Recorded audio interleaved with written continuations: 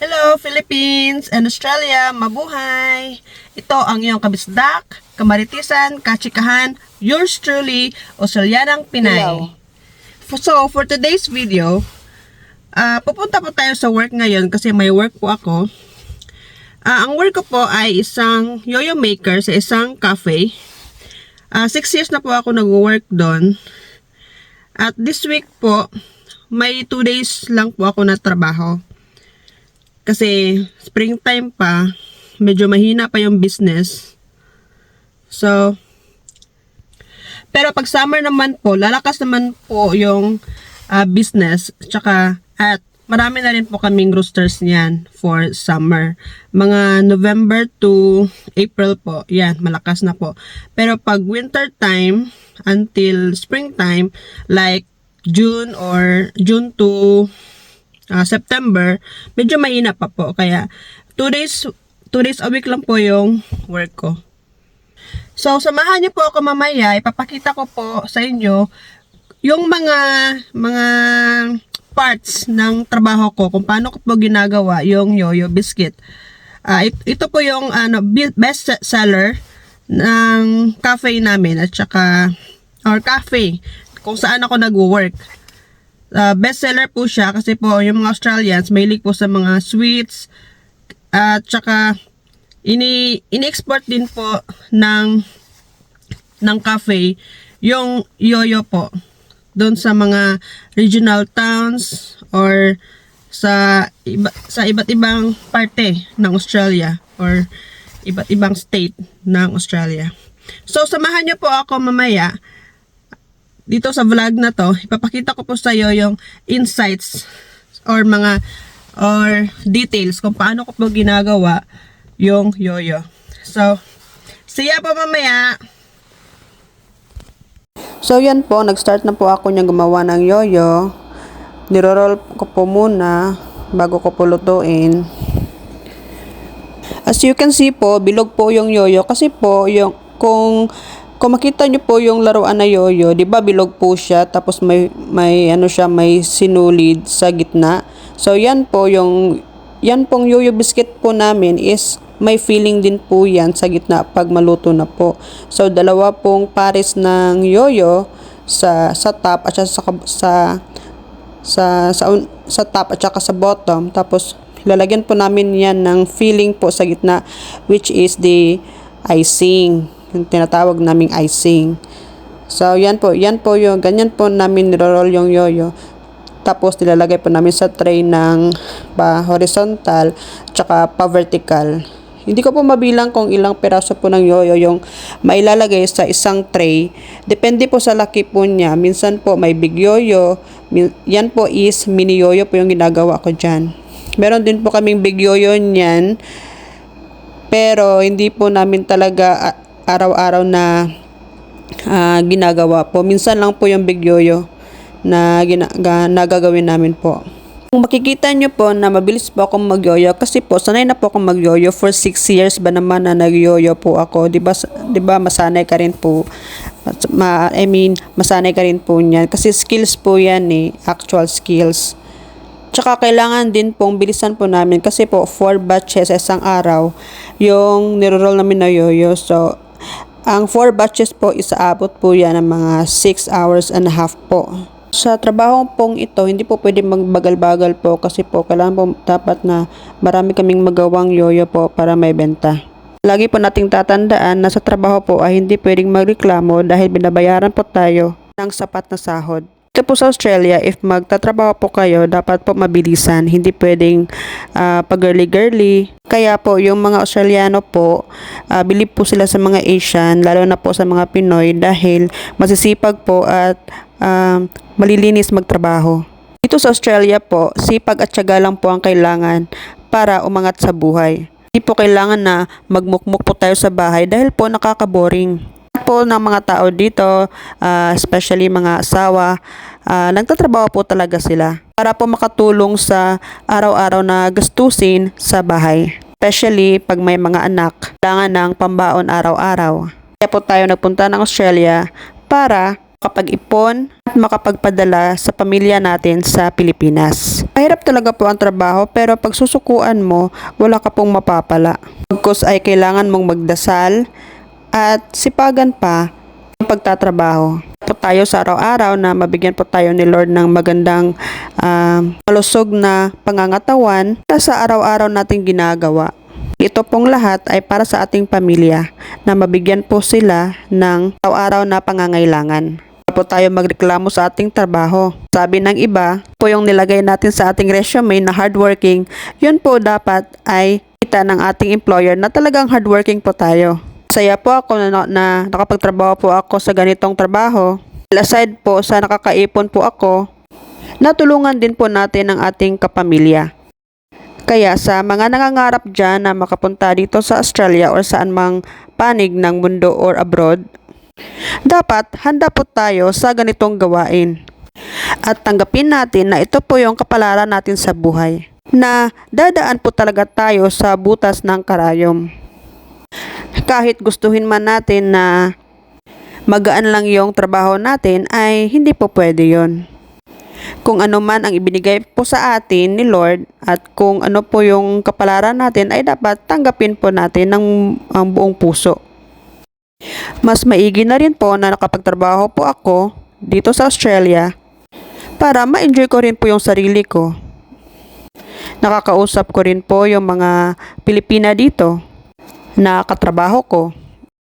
Iwasan po natin ang gulo at dapat po makisama tayo sa mga katrabaho natin, Pilipino man o ibang lahi.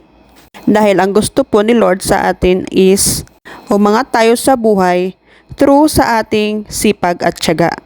Pag malusog po ang ating katawan at iniwasan natin ang bisyo, makakapaghanap buhay po tayo at makakaipon ng pera para sa ating pamilya. Masakit man po yung mga paa ko sa kakatayo ng more than 6 hours. Pero isipin na lang po natin na kailangan po natin ng pera. Inumin lang natin yung Panadol para mawala po yung mga sakit ng ating katawan. Alam nyo po, dito sa Australia, ang mga tao po dito ay pantay-pantay. Lahat po nagtatrabaho. Walang mayaman, walang mahirap. Pwera na lang sa mga taong may sakit at hindi pwedeng magtrabaho. Maraming paraan po para makapunta po dito sa Australia upang magtrabaho.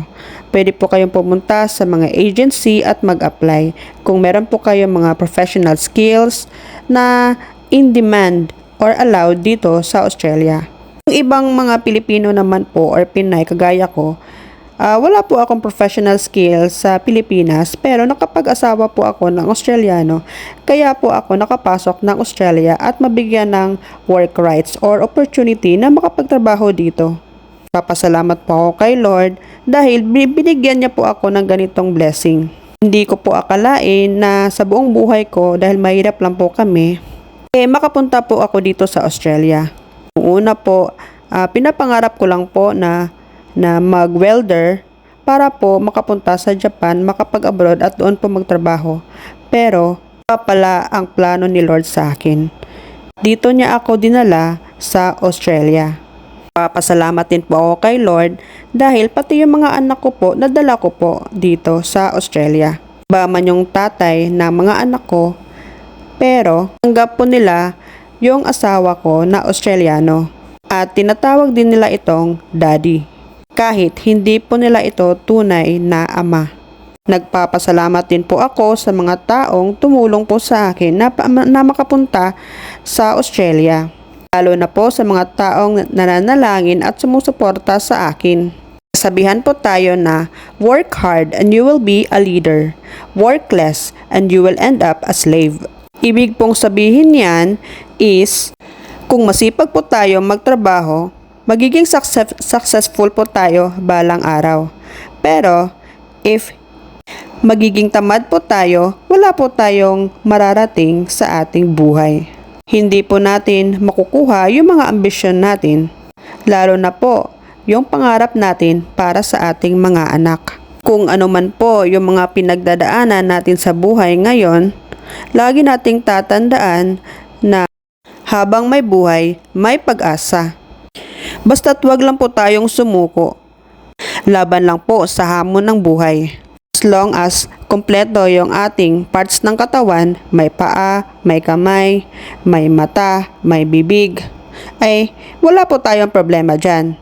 Makakapagtrabaho po tayo dahil hindi po tayo disabled or person with disability. Mas mabuti po talaga yung isang tao na may pangarap sa buhay or may goal kumbaga. Kahit ako po, kahit andito na po ako sa Australia, may trabaho na po, pero may mga pangarap ko din po, mga personal goals ko sa buhay. So ayan po, back to work po tayo. Mga 1 minute na lang po para matapos na po yung timer ng oven natin at luto na po yan. Kukunin na po natin yan sandali.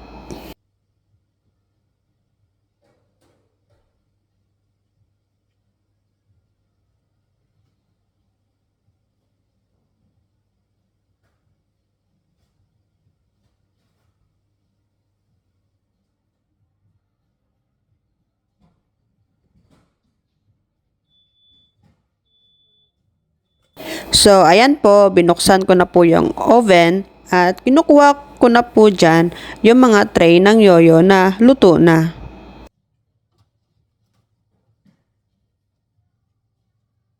At ilalagay ko lang po sa lamesa para lumamig. At ilagay po natin mamaya sa buckets o tubs ng ice cream na walang laman. Kailangan din talaga po na iangat po natin yung tray para hindi po mapaso yung kasamahan natin sa trabaho. Dahil po yan po ay sobrang init at nakakapasok po talaga sa balat. Masakit po yan. Ayaw po natin na may masaktan po tayong kasamahan sa work dahil po sa ating negligence. Dapat po ay maging wais at madiskarte po tayo sa ating trabaho para makapagtrabaho po tayo ng maayos at wala po tayong bad record. At lalo na po wala po tayong samaan ng loob sa ating mga kasamahan sa work. So yan po, pangalawang salang na po yan ng mga hilaw na yoyo na mga nilalagay ko or mga next batches po ng yoyo na kailangan pong maluto.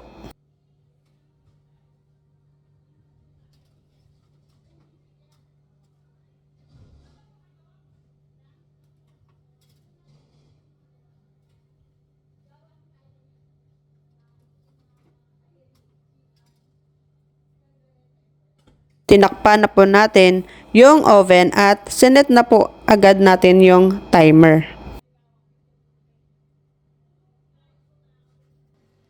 At ito naman po ang ating finished products or mga luto na yoyo. Palalamigin na lang po natin yan para malagay po sa mga tubs. Masarap po yan kasi po bagong luto, lalo na po pag may icing sa gitna. Hi mga kababayan, so ngayon tapos na po ako mag-work at pauwi na po ako.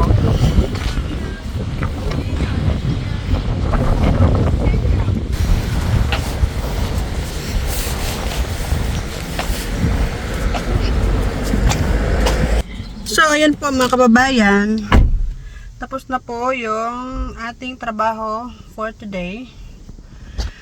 So ngayon po magdadrive po ako ulit.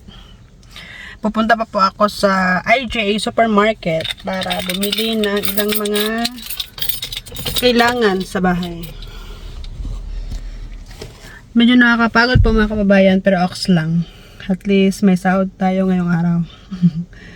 Sige mga kababayan, hanggang dito na lang po natin tatapusin ang vlog na to. At please don't forget to like, share, and subscribe sa ating YouTube channel, Australianang Hilaw, para ma-update po kayo lagi sa mga bagong videos. Thank you po and God bless. Bye-bye!